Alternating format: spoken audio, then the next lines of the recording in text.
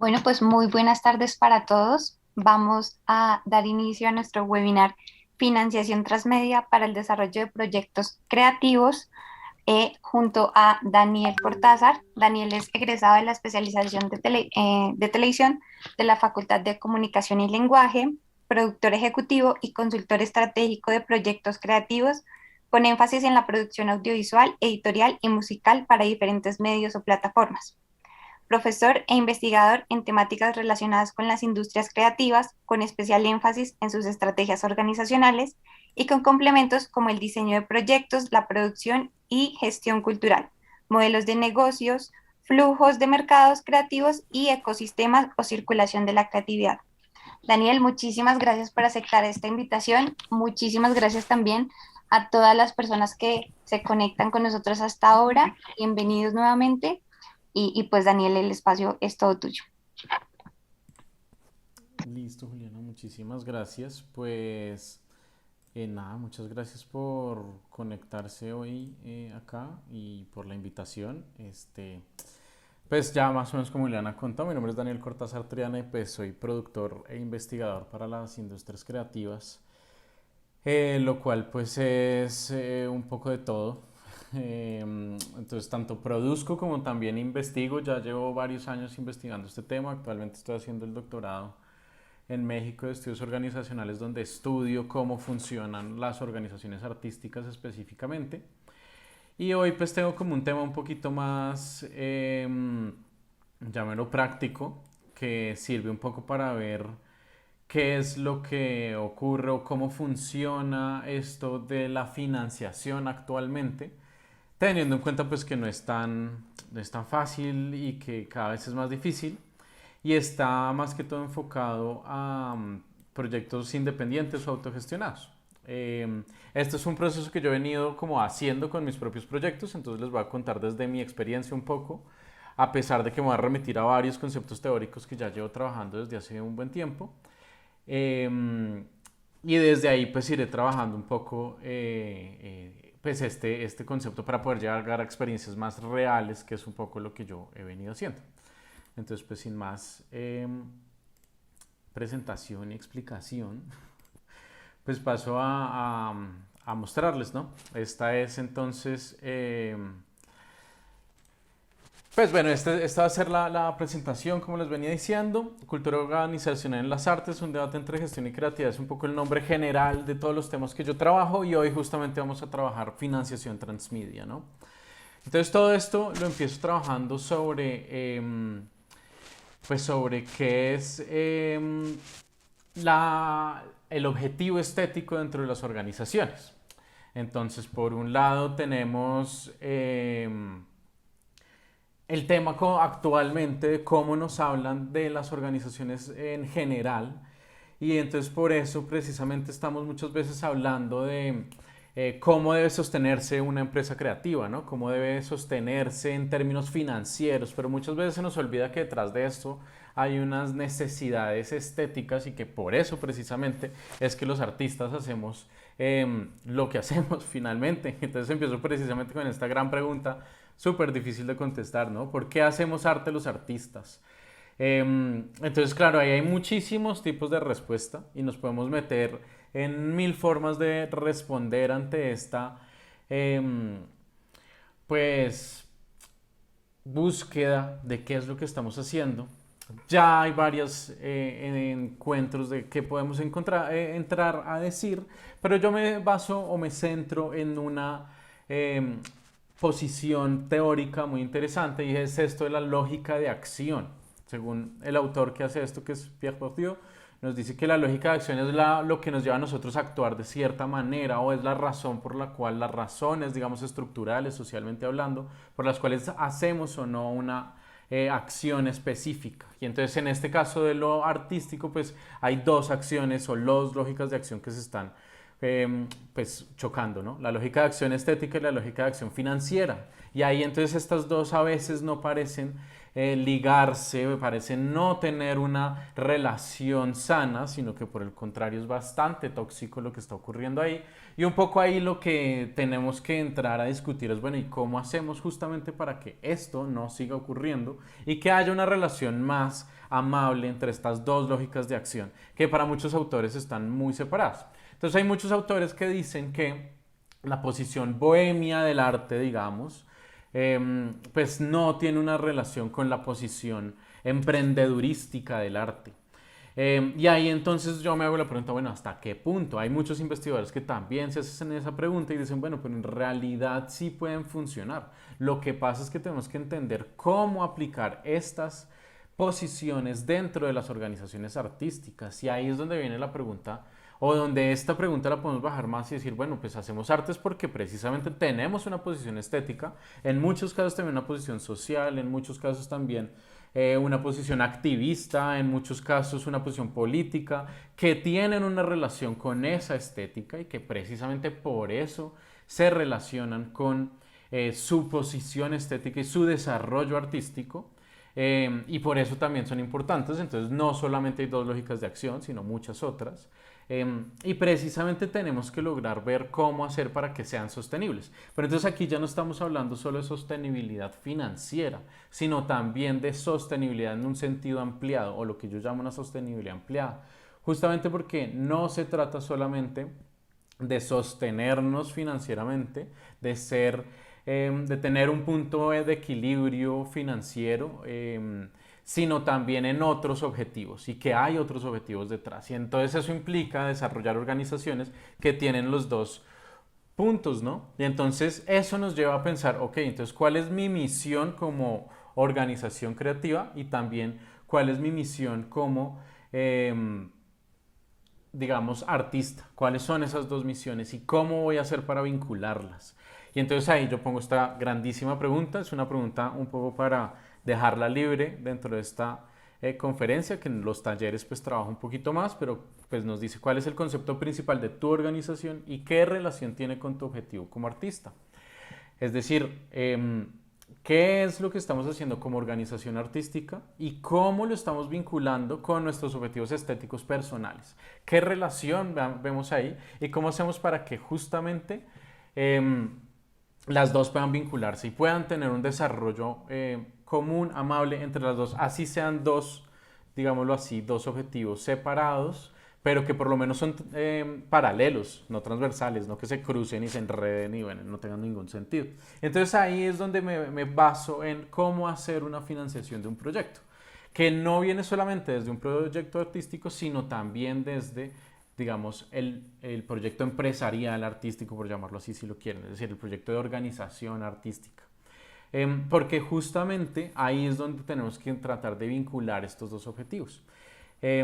Tanto el financiero, digamos, el clásico de la organización empresarial, por decirlo así, con el del objetivo estético del artista, ya sea el artista de la organización o los y las artistas de la organización. No solamente estamos hablando de una persona, sino de muchas personas. De pronto si es una colectividad, de pronto si hay invitados a participar en el proyecto y además de esa sostenibilidad financiera.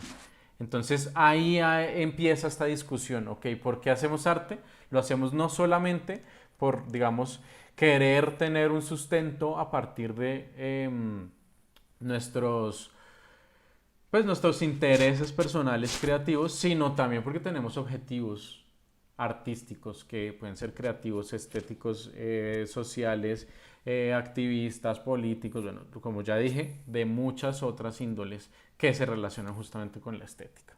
Entonces ahí empezamos un poco a trabajar estas necesidades, ¿no? Entonces por un lado tenemos el objetivo estético, es decir, ¿cuál es nuestro objetivo? Yo esto suelo bajarlo en una herramienta que se llama la misión trascendental, perdón, la misión trascendental no, la declaración de artista, que se trabaja principalmente en artes plásticas, pero que pues, se viene trabajando también en otros espacios creativos. También se le llama el manifiesto, que es muy interesante verlo también desde esa posición.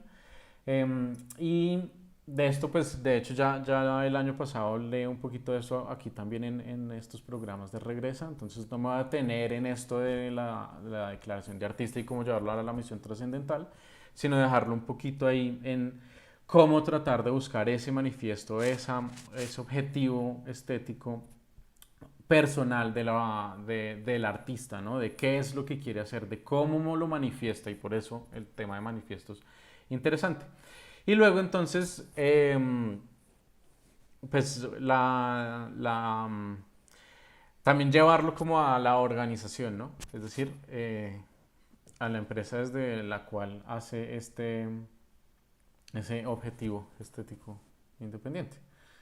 Entonces, si ese objetivo estético luego se lleva a la misión de la empresa, pues entonces ya es más fácil unirlos y unir el objetivo de cada artista con la misión de la organización a la cual pertenecen o las organizaciones a las cuales pertenecen o las empresas artísticas a las cuales pertenecen. Para lo cual entonces pues está bueno hablar de la misión trascendental, que es justamente lo mismo, ¿no? Es decir, conseguir el concepto principal que quiere lograr la organización e incluirlo como objetivo dentro de la misión. Entonces es básicamente dentro de la misión incluir ese objetivo estético o ese objetivo artístico que quiere lograr el artista de la organización. Esto entonces es importante porque nos lleva a pensar en cómo organizar nuestros equipos. Y dentro de esta organización de equipos, dentro de estas labores creativas, podemos empezar a pensar en nuevas formas de financiación más interesantes que vayan más allá de simplemente conseguir plata en los mismos fondos de siempre. Entonces sigue dividido el espacio, ¿no? El lado creativo y el lado administrativo. Entonces en el lado administrativo pues está toda la parte de gestión, gerencia, finanzas, bueno, etcétera. Y en el creativo pues ya la parte de desarrollo estético como tal, ¿no? El desarrollo técnico específico del producto. En una película pues el director, la del director de foto, la del director de arte, bueno, es decir, eso es la parte creativa. En administración pues estaría, no sé, la coordinación de producción y así. Es decir, dos espacios divididos que vienen relacionados con esas dos lógicas de acción, ¿no? Y entonces entender que se pueden mezclar, que pueden trabajar en muchas funciones al mismo tiempo nos puede llevar a pensar que quizás hay otras formas de financiar porque una persona puede llegar a hacer muchas labores y eso implica que esas muchas labores nos pueden llegar a permitir crear diferentes productos, no solo un producto. Y ahí viene el tema de financiación transmedia, que ya voy a explicar más adelante, pero es un poco para que vayamos entendiendo un poco la, la base, digamos, eh, social, estructural, de la cual me baso para poder hablar de este tema, justamente. Y entonces esta división, pues viene de esta división de esas dos lógicas de acción, la lógica de acción estética y la lógica de acción financiera, que además tienen una trascendencia en la definición de objetivos, los objetivos estéticos y los objetivos financieros, cuyo objetivo entonces de una labor como este tipo de financiación es unirlos y tratar de que estén todos en un mismo espacio en común laboral. Entonces, si no hiciéramos esto, estaríamos acostumbrados a este tipo de organigramas, ¿no? Esto se vendría siendo un organigrama tradicional, al cual no toca pues, darle muchísimas vueltas. Está el director, digamos, de la empresa o del proyecto, y luego sus diferentes departamentos, entonces el de finanzas, el técnico, el creativo, así, es decir, una organización o una empresa común y corriente. Este es un organigrama clásico, que como ven, pues no tiene mucha relación con esto. Finalmente todos están debajo de un director general, es decir, todos están debajo de la lógica de acción financiera. Y entonces en una posición como esta de tener esto dividido, pues esto ya se empieza a criticar, ¿no? No necesariamente tiene que ser así. Hay otras formas de hacerlo y puede ser por líneas de negocio, entonces aquí pongo un ejemplo de una disquera. El mismo director general, pues entonces tiene tres líneas de negocio. En este caso puse jazz, rock y tropical. Y cada uno director de área, pues tiene sus diferentes, digamos, personas que se encargan de cada una de las labores dentro de cada línea de negocio. Pero otra vez seguimos pensando en lo mismo, ¿no? En una administración bajo una lógica de acción financiera bajo la cual se rigen todo el resto de las personas que están dentro de la organización. Aquí y acá está pasando exactamente lo mismo. Básicamente este director general no está dividido en la parte creativa y la parte financiera, sino que seguramente la parte financiera es la más importante para esta persona. Aquí igual, ¿no? Y es lo que normalmente pasa en organizaciones tradicionales, que normalmente son organizaciones, pues digamos, de las artes en términos tradicionales, disqueras, grandes productoras, productoras para canales de televisión, bueno, así que realmente cuando vamos, y por eso dije desde el comienzo, a proyectos más independientes y autogestionados, así no suelen funcionar, tienen otras relaciones. Esta puede ser otra relación, que es una relación de las dos anteriores, ¿no? Entonces en esta el director general tiene las líneas de negocio que ya les dije, pero además departamentos. Y por cada departamento, pues, es decir, básicamente cada una de estas personas de acá, pues tiene dos jefes, ¿no? El de la línea de negocio y el del departamento. Em, pero otra vez seguimos bajo esta línea de tener un solo director que sigue bajo la idea administrativa de las finanzas, principalmente pensando en las finanzas como el objetivo principal. Y eso en realidad muchas veces no ocurre, por no decir siempre, principalmente en proyectos autogestionados, porque si pensáramos algo así, aquí habría, digamos, artistas dentro de estas líneas, ¿no? Y los artistas tienen objetivos estéticos por sus propios proyectos. Pensémoslo así, una banda de rock que entre dentro de esta disquera, pues tiene su propio objetivo estético de por qué hacen rock y quizás no tiene relación con el objetivo financiero de esta línea de trabajo, de esta línea o de esta manera de trabajo que estamos viendo, porque entonces esa posición estética quizás tiene unas razones o unas relaciones más fuertes con lo que quieren decir los miembros de esa agrupación como artistas. Entonces, en este sentido, esta posición de organizar la empresa, pues quizás no tiene muchísimo sentido, porque va a haber esos cruces y otra vez la lógica de acción financiera y la lógica de acción estética van a estar compitiendo otra vez por salir adelante.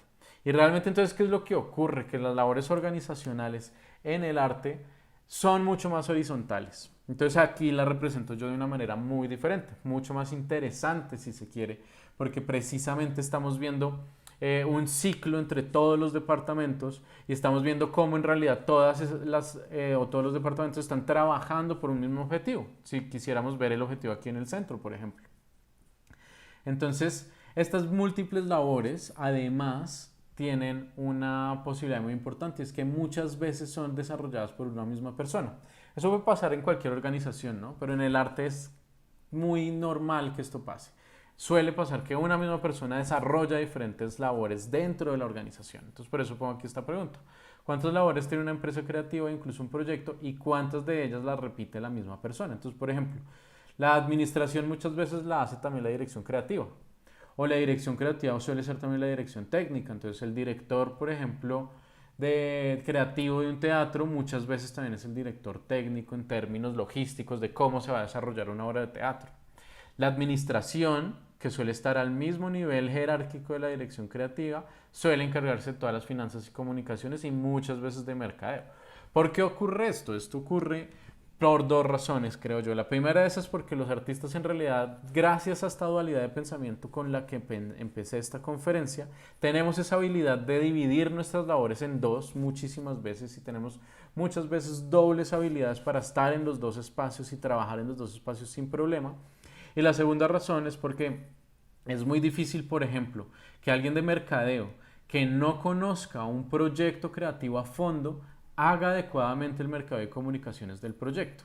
Entonces, una persona en la administración de un teatro, por ejemplo, tiene constantemente contacto con la dirección creativa para entender cómo se va a desarrollar una obra de teatro por cada obra de teatro que se haga, para que entonces la producción, presupuestación y demás esté totalmente ajustada a las necesidades de la posición, objetivo y estética en general que se está desarrollando en la dirección creativa y en ese sentido pues mercadeo depende de estas personas para que tenga una misma línea. Entonces fíjense que aquí no estamos hablando de una sostenibilidad financiera necesariamente, sino que más bien estamos hablando de una sostenibilidad tanto financiera como estética, tanto de objetivos financieros como objetivos estéticos. Y toda la organización de la empresa o la organización de la organización, valga la redundancia, pues está basada en el objetivo estético del proyecto que se quiere hacer. Lo mismo pasa cuando se hacen películas, lo mismo pasa cuando se hacen libros dentro de una editorial, lo mismo pasa cuando se hacen discos en una banda musical o en una disquera que tenga diferentes bandas, por decirlo así, las cuales yo llamo organizaciones musicales, pero bueno, no importa. Entonces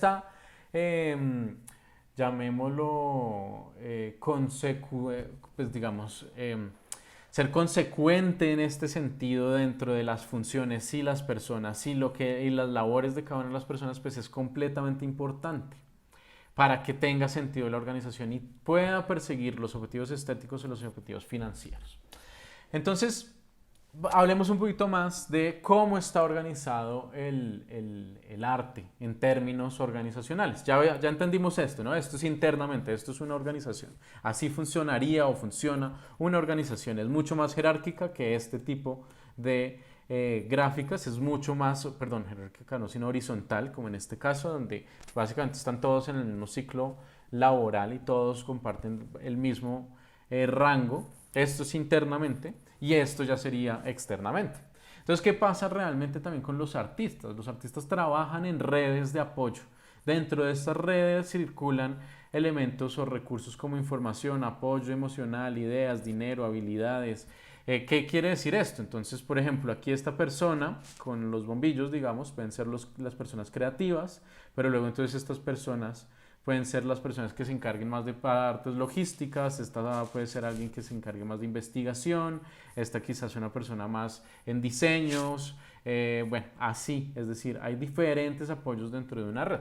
Esto se puede ver de una manera muy sencilla, ¿no? Un artista tiene apoyo de diferentes personas a su alrededor, un artista solo o sola no puede hacer su proyecto si no tiene apoyo de otros espacios. Entonces, digamos que este de acá es un pintor, ¿no? Tiene ahí un pincel. Este personaje para poder hacer su proyecto depende de otros espacios, por ejemplo, del lugar donde compra los recursos, el lienzo, las pinturas, los pinceles, los demás materiales, etc. Depende de un estudio, puede ser propio o no. Depende de una generación de ideas en otros espacios, de pronto de discusiones que le generen ideas. Depende de investigaciones hechas en otros espacios. Es decir, depende de muchas otras personas que le dan unos recursos, unos insumos para poder trabajar, que van más allá de lo financiero, que no solamente estamos hablando de lo financiero. Y otra vez estamos en esa dualidad, ¿no? Lo estético versus lo financiero. Pero ahora pensemos entonces que estas personas no son personas sino organizaciones y que cada persona, eh, representa una organización. Eso implica entonces que la red organizacional funciona un poco más de esta manera y no como una cadena lineal.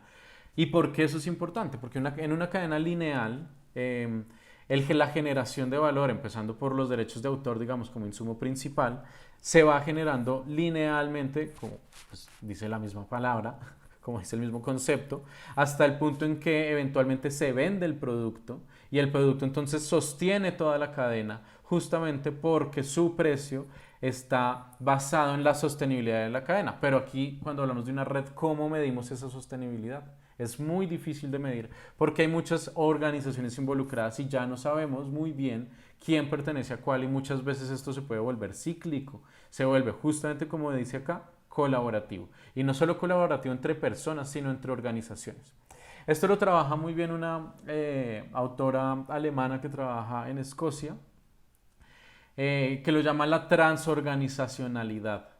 ¿Qué quiere decir esto? Varias cosas quiere decir esto. Primero, que funciona así en red, en efecto. Pero segundo, que las personas de cada una de estas organizaciones, hagamos otra vez de cuenta que este personaje es una organización de arte plástico. De pronto una de las personas que trabaja con él es una diseñadora y esa diseñadora también pertenece, no sé, a esta organización que es una organización que vende ideas o algo así, digamos, es decir, no sé, me estoy inventando cosas, pero lo importante es que si nos imagináramos que cada círculo es una organización, tenemos que entender que los límites de las organizaciones se trascienden a sí mismos y las personas pasan de una u otra organización. Por ejemplo, este artista puede trabajar en una universidad, entonces así como es artista aquí en su propia organización, puede ser investigador aquí en este espacio que puede ser una universidad. Entonces así pasa de un lado a otro y eso apoya esta tesis de la colaboración como un insumo principal de esta red organizacional. ¿Y eso por qué es importante? Porque eso nos lleva a pensar en nuevas formas de organizarse, de jerarquizarse si quieren, de generar organigramas donde las labores son mucho más horizontales, pero además también son mucho más colaborativas y las personas entonces empiezan a tener más funciones que simplemente la principal que se les, digamos, impone. Más funciones tanto dentro de su organización, es decir, dentro de cada círculo, como en otras organizaciones. Entonces, esto es importante porque esta colaboración nos lleva a entender una nueva forma de trabajo dentro de la red organizacional del arte, tal como lo pongo en este título. Esto lo vemos entonces como contexto. Estas dos lo vemos como el contexto en donde están hoy en día las organizaciones artísticas, esta internamente, esta externamente, pero ahora pensemos en cómo es el contexto. El contexto es el digital y un poco lo que está ocurriendo actualmente, el hecho de que yo esté dando una conferencia de manera digital, pues nos ayuda a pensar en eso, ¿no? Hoy en día los productos culturales se distribuyen principalmente en medios digitales y eso ha cambiado por consiguiente la relación de distribución de estos productos. Entonces, además de que esta red es, digamos, enredada, por decirlo así, pues porque es una red, los productos no están en un solo medio de distribución. Pensemos en el cine. El cine es uno de los mejores ejemplos para esto porque muchos productores y de hecho desde muchos de los lineamientos de cómo funcionan hoy en día el emprendimiento creativo, pues se piensa que el cine es para salas de cine, pero hoy en día pues no es cierto. El cine tiene muchos otros espacios de difusión y distribución que tienen que tenerse en cuenta que son principalmente digitales. Y el cine no solamente es cinematográfico, también es audiovisual en otros espacios.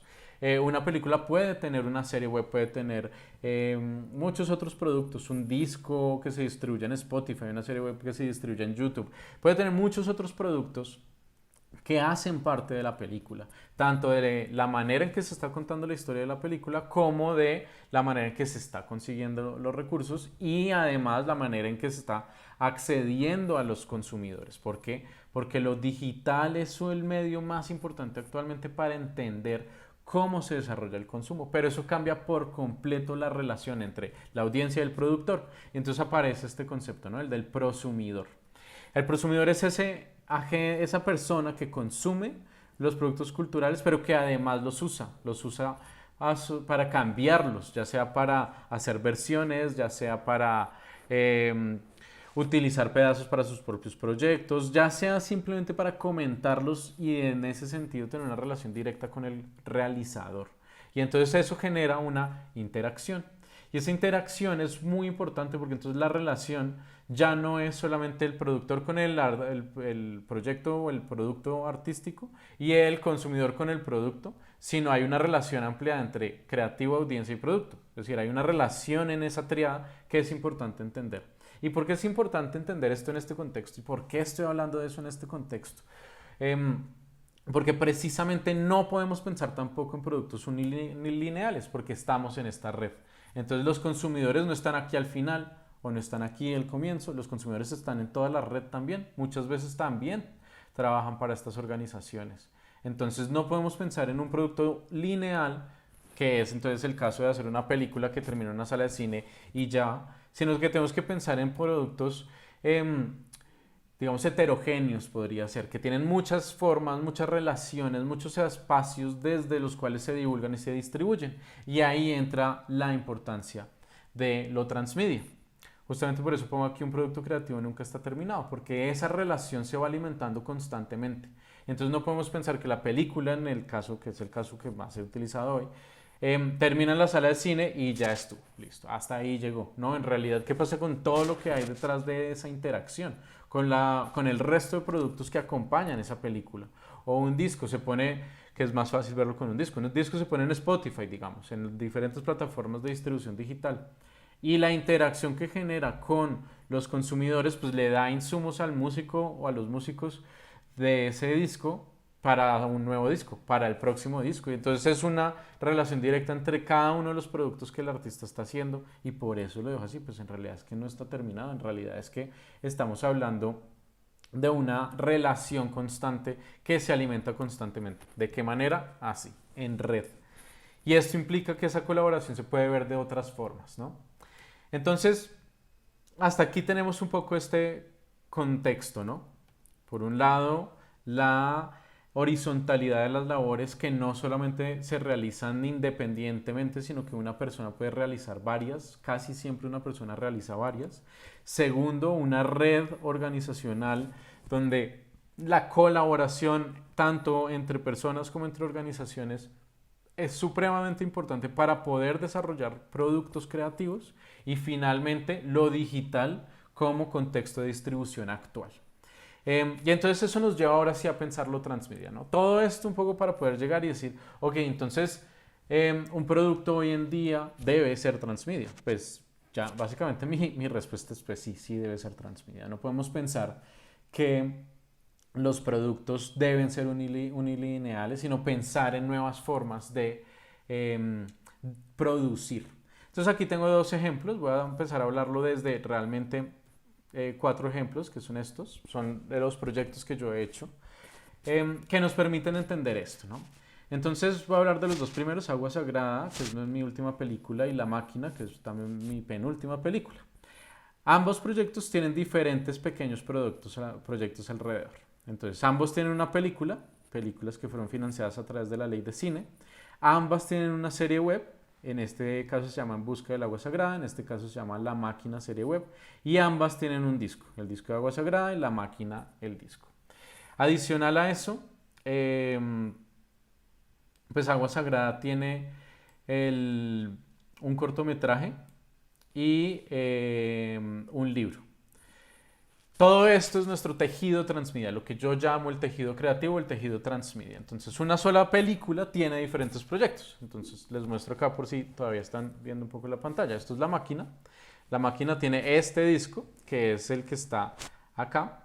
Este disco tiene adicional a eso, aquí mejor dicho, se puede encontrar la película acá, el disco acá y un libro acá con textos de donde se explica un poco la investigación. Es, digamos, un resumen de la investigación.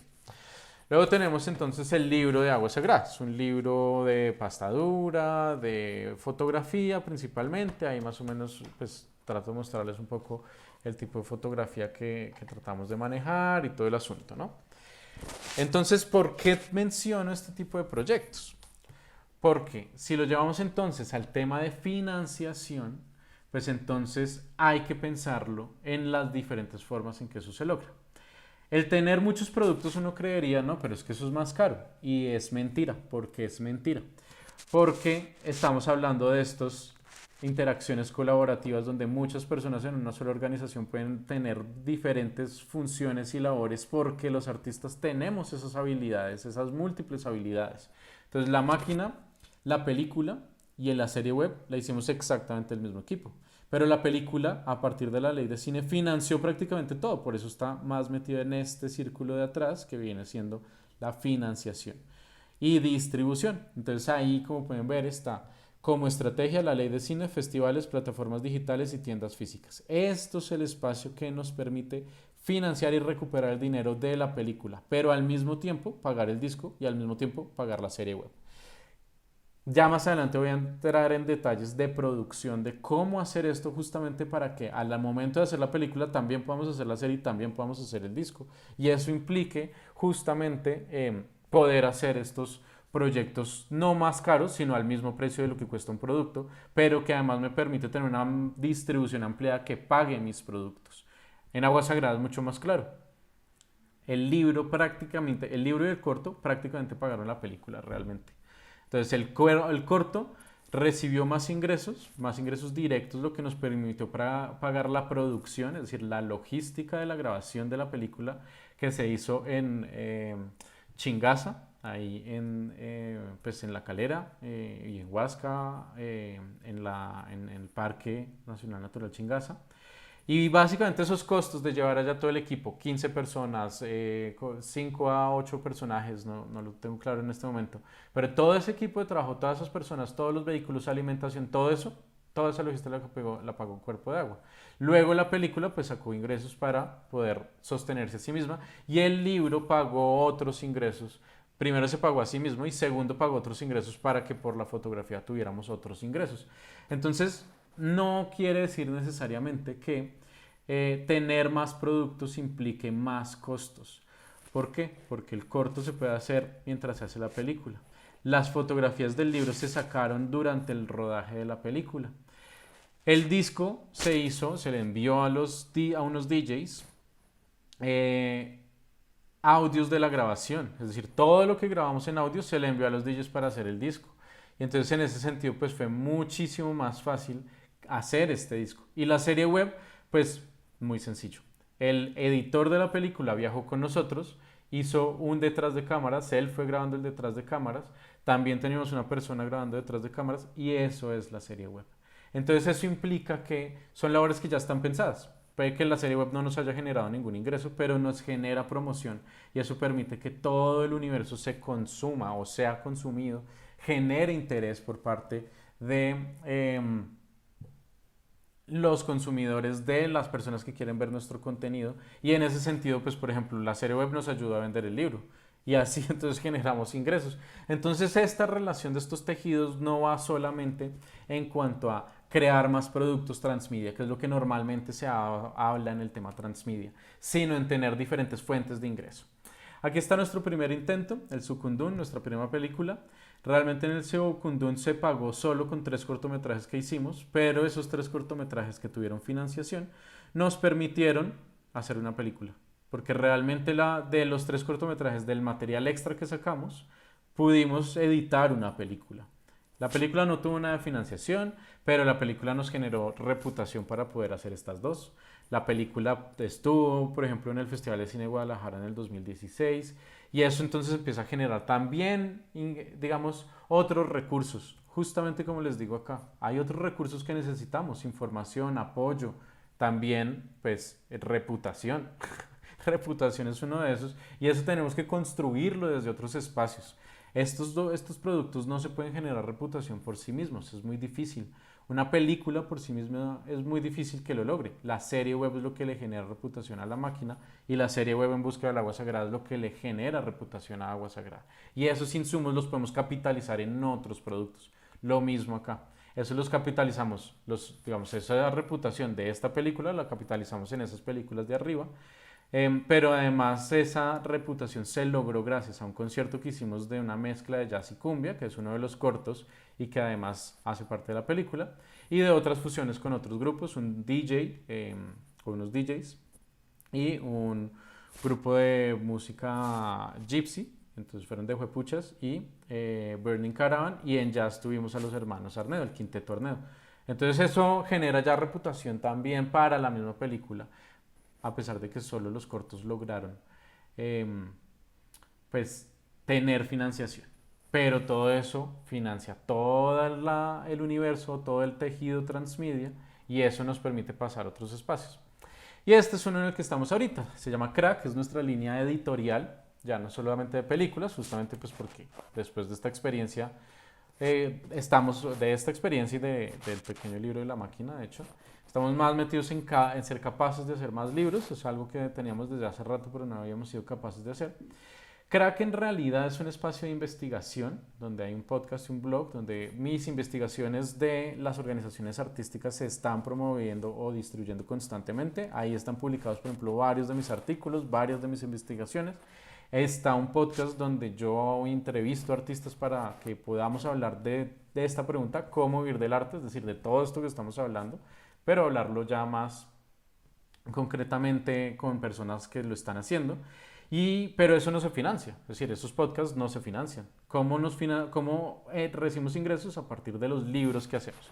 El último que hicimos, pues el Amaka Sutra, donde involucramos varios ilustradores bogotanos con un escritor de los Montes de María, de San Jacinto, que escribió este libro y nosotros logramos traer estos artistas para que lo ilustraran y eso es lo que nos genera ingresos junto a un merchandising que pues todavía estamos trabajando y esos ingresos nos permiten promover esas investigaciones atrás de la pregunta ¿cómo vivir del arte?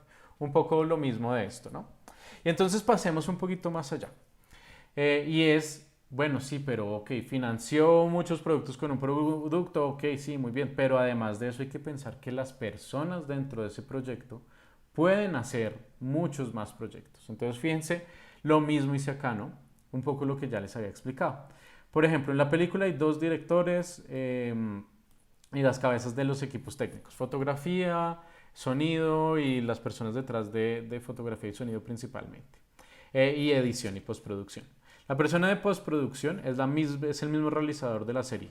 Entonces ya ahí me ahorré, digamos, entre comillas, me ahorré unos costos. Lo que pasa es que tengo un socio que pertenece a una serie y a una película. Pero eso me genera facilidades laborales. Luego el libro, entonces los editores son los mismos dos directores que son los mismos dos productores. Es decir, somos mi socio y yo, básicamente. Aquí solo tuve que conseguir una diseñadora. Y, por ejemplo, dice múltiples fotógrafos. ¿Realmente quiénes son? Las cabezas del equipo técnico que durante el rodaje estuvieron haciendo fotografía porque se les pidió que fueran haciendo fotografía. Luego en el disco dice un coordinador, que en realidad soy yo, es decir, otra vez la misma persona en los mismos espacios, que me permiten entonces no tener costos en estos espacios. El corto, realmente solo necesitábamos un editor, ¿por qué? Porque todas estas personas ya grabaron, lo que grabaron para la película se sacó para el corto unas imágenes que no se iban a utilizar y el mismo editor editó el corto y fíjense, es el mismo realizador de la serie. Esto implica que lo que necesitamos es aprender a generar esa horizontalidad, es decir, volver a esto, no a tener esta jerarquía estricta, sino que a partir de esta forma de ver la organización internamente y de esta forma de colaborar externamente, podemos llegar a esta asociación. ¿Por qué también externamente? Estas cabezas del equipo técnico no pertenecen a nuestra productora, pertenecen a otras productoras que se asociaron para el proyecto. Y eso nos permitió entonces una coproducción entre 4 productoras que al final sacaron todos estos productos y que finalmente entonces solo 2 productos, estos 3 productos, pagaron todo el proyecto. ¿Por qué lo pagaron? Porque todas las personas están aquí adentro, no aquí. Y eso entonces permite esa financiación. Y bueno, para dejar entonces por lo menos 13 minutos de preguntas, aquí termino y les dejo entonces esta diapositiva donde están mis datos por si quisieran conocer un poco más. Si quieren entrar a el podcast, es crackeditorial.com. También está en Spotify, en iTunes, en todas partes está el podcast. Lo pueden encontrar como Crack Podcast. Y si no, pues pueden entrar directamente al chorro, que es donde están todos los proyectos que vieron, o directamente en mi página donde está pues toda esta información también. Eh, y pues nada, eso es todo. Entonces, aquí dejo y abro el espacio para preguntas. Muchas gracias, Daniel.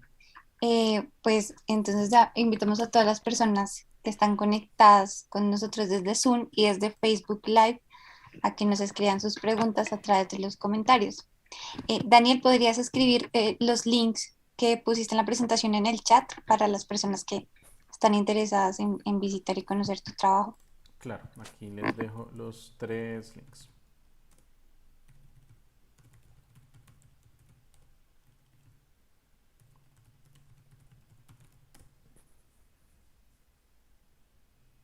Entonces me preguntan que si puedo compartir la presentación. Sí, pues tendrían que pedírmela, quizás sería más fácil. Quizás acá les dejo mi Sí, puedes correo. dejar tu correo. Sí. Para todas las personas que nos están preguntando a través de Facebook si quedará grabado, sí, sí quedará grabado, queda alojada la transmisión en nuestro perfil en @regresa_puj y también tenemos la grabación de Zoom. Los que están interesados pueden escribirnos al correo de egresados@javeriana.edu.co y les enviaremos la grabación. En la pregunta, Lina también te escribe si están interesados en hacer alianzas. Sí, justamente iba a responder eso. Pues sí, lo que pasa es que pues tendríamos que ver cada proyecto. Es decir, realmente estamos nosotros haciendo constantemente nuestros proyectos, pero pues si me envías el portafolio o lo que estás pensando, pues ya lo miro yo en detalle. Digamos que ahorita estamos como muy concentrados en una película que es la continuación de Agua Sagrada, pero sí lo vemos y se puede analizar cada uno de los espacios, de los, digamos, de las propuestas. Lo que sí no tenemos es contratación en este momento. Como les dije, yo estoy en México haciendo investigación totalmente dedicado a la investigación también. Y eso implica, eh, pues digamos que la organización está un poco dividida ahorita, ¿no? Hay una parte en Colombia, otra aquí en México y eso nos impide cierta fluidez laboral. Luego me preguntan, ¿las marcas pueden hacer parte de estos esquemas de financiación? Y claro, justamente creo que aquí es donde hay una fortaleza muy grande, ¿no? Em, que normalmente a las marcas se les presenta un solo proyecto, ¿no? Entonces, una película, pero en realidad si uno a la marca le entrega una estrategia de comunicación, pues es mucho más valioso. Hay muchos ejemplos claros de esto. Normalmente son ejemplos muy publicitarios, ¿no? Que maneja directamente una agencia de publicidad. Pero es realmente lo que hace una agencia de publicidad con una marca. Entonces, una agencia de publicidad le entrega, digamos, una estrategia de comunicación a una marca. Fotografía, videos digitales, videos, pues, digamos, más offline, si se quiere. Estrategias BTL, bueno, etcétera, etcétera, etcétera. Pues en realidad esto es una manera de llegar a donde la marca y hacer esto que se llama el brand content y decirle, pero es que no solamente vas a estar en salas de cine, por ejemplo, sino en un libro, vas a estar también en una serie web, en una experiencia empleada que claramente va a ser mucho más interesante para la marca. Lo que toca hacer en ese caso es especificar exactamente cómo va a aparecer la marca en cada uno de los productos. Y eso es lo que generaría una posibilidad mayor de llegar a las marcas. Luego dice Gustavo, gracias por compartir estas ideas. ¿Cómo aplica esta idea en el ámbito de escritura literaria? Libros de novelas, cuentos, poesía. Bueno, pues aquí te tengo el Amakasutra justamente. El Amakasutra tiene ilustración. A ver, les muestro por ejemplo una de las ilustraciones. Eh, por ejemplo, entonces acá tenemos ilustración.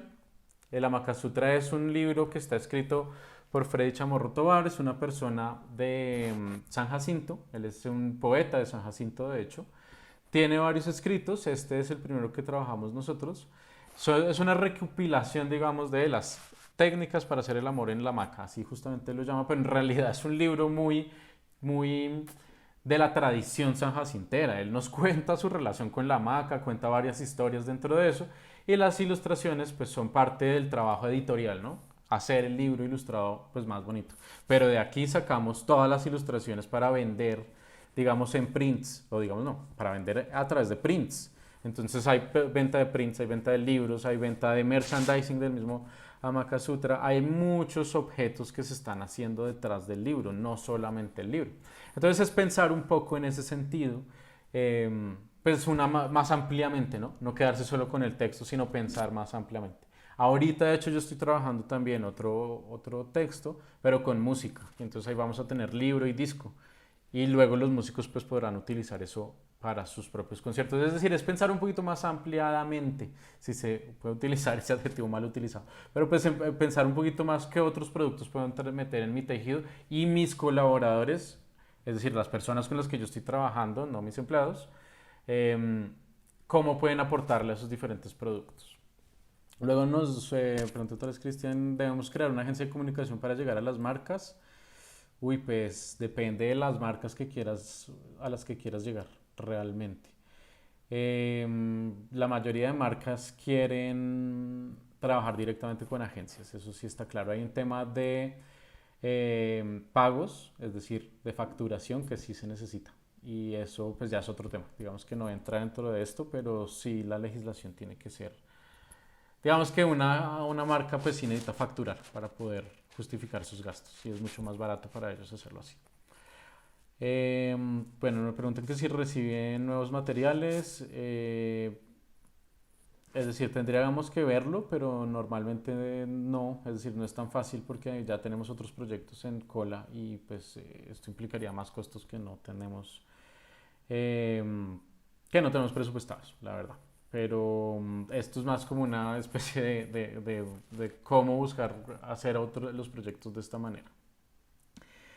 A ver, creo que Mancel levantó la mano primero. ¿Estás levantando la mano? Sí, buenas noches, Hola. Mansel Martínez, director de cine. Yo quería resaltar una cosa que tú dices que me parece súper importante, como pues subrayarla fuertemente, y es que la investigación hace parte de lo transmedial. Entonces, por primera vez después de pelearlo durante muchos años, Colciencias, el ministerio, permite que en el CEVELAC tú tengas tus desarrollos como artista, tus guiones, tus películas, tus libros como resultados de investigación también. Entonces ya, no, por ejemplo, en mi caso yo hago cine, pero pues hago el guión, pero pues saco libro, pero pues hago investigación al respecto. Y eso te da una fuerza muy grande. Eso antes no se podía, ahora se puede. Entonces yo quería como resaltar eso que tú dijiste que me pareció súper importante para que no se quede como un dato más, sino es un dato central y que por primera vez, por lo menos en Colombia, está cogiendo la fuerza que hace tiempo debería tener. Y muchas gracias por la charla, muy clara, muy chévere. Y yo también espero como la presentación para poder ver algunas cosas que pasaron rápido, incluyendo tu contacto. Gracias, Daniel. Mansell, muchas gracias. Pues sí, tienes toda la razón. No solo el hecho de que haya entrado la investigación a Colciencias, la investigación creación y la investigación audiovisual a Colciencias tiene un sentido, digamos, importante en ese término de estos tejidos creativos, sino además de financiación, porque se puede financiar a través de Colciencias. Es algo que yo aquí en México puedo hacer, por ejemplo, a través del equivalente a Colciencias, que es algo que antes no se veía. Entonces uno podría sacar investigación y de la investigación decir, listo, voy a hacer una película y eso, o voy a hacer un libro, o voy a hacer lo que sea, si voy a hacer un producto creativo. Y eso es importante también recalcarlo porque ahí también hay financiación. En el chat están mis datos y pues si me piden al correo la presentación pues se las envío. Eh, y bueno, nos dice Lina, ¿cómo presupuestas el proyecto? Si por ley de cine no entraría temas como marketing o libros. Sí, ese es un problema gigante con la ley de cine. Entonces, como presupuesto, yo hago un presupuesto bien largo, este, donde los proyectos entran también dentro de mi presupuesto y la verdad es que el Ministerio de Cultura todavía no lo entiende. El Ministerio de Cultura está un poquito atrasado con esa comprensión porque en efecto no lo entienden como ley de cine, lo entienden como un producto transmedia y no es un producto transmedia necesariamente. Es decir, porque el producto principal es una película. En ese caso, desde mi posición, si el producto principal es una película, sigue siendo cine, pero nos quitan todos los demás del lado. Entonces, ¿qué termina pasando? Que todos los demás productos se vuelven simplemente marketing para el producto eh, y ya, y los ingresos entonces toca manejarlos de otra manera. Por eso tener la productora como empresa legalizada pues es importante para tener diferentes formas de venta. Aquí nos dice Mansell que lo ha hecho también con financiación de Mintic y es cierto, eso también se puede, es decir, y Mintic además tiene otros fondos, por ejemplo, para serie web, para productos que ellos llaman transmedia, pero pues muchas veces también son productos digitales, entonces hay otras maneras también de entrar en esta movida. Un poco quizás vinculando los dos comentarios finales, el de Lina y el de Mansell. Pues finalmente lo que uno termina haciendo es poniendo en el centro un producto, el que uno quiere, digamos, como que sea el centro de su universo o de su tejido transmedia, pero que al mismo tiempo es el que más le va a poner énfasis en una u otra convocatoria. En el caso de Ley de Cine, pues una película. En el caso de Mintic, pues una serie. Y así. Eso dependería entonces, el diseño dependería totalmente de pues del fondo al que se quiera presentar, es decir, de la fuente de financiación que uno desee. Pero eso no quiere decir que no podamos aprovechar digamos, estructura organizacional para hacer más productos y tener otros ingresos para la organización, no para el proyecto como tal. Bueno, no sé si tienen más preguntas o le paso la palabra a Juliana de nuevo. Bueno, Daniel, pues parece que no tenemos más preguntas desde Facebook. Te dan las gracias. Muy interesante tu presentación. También en el chat dejé el contacto de Daniel para todas las personas que quieran comunicarse con él. Bueno, pues Daniel, muchísimas gracias por estar aquí, por esta intervención, por enseñarnos tanto a todas las personas que se conectaron también. Muchas gracias. Esperamos seguir contando con su participación en próximos webinars y Daniel, bienvenidísimo siempre a Regresa. Es tu casa y a todos también es la casa de todos, así que esperamos verlos pronto nuevamente. Muchas gracias y feliz tarde para todos. Muchísimas gracias, espero les haya gustado y pues nada, ahí estamos para más información. Muchas gracias, Juliana, por toda la logística y organización. A ti. Hasta luego para todos. Bye.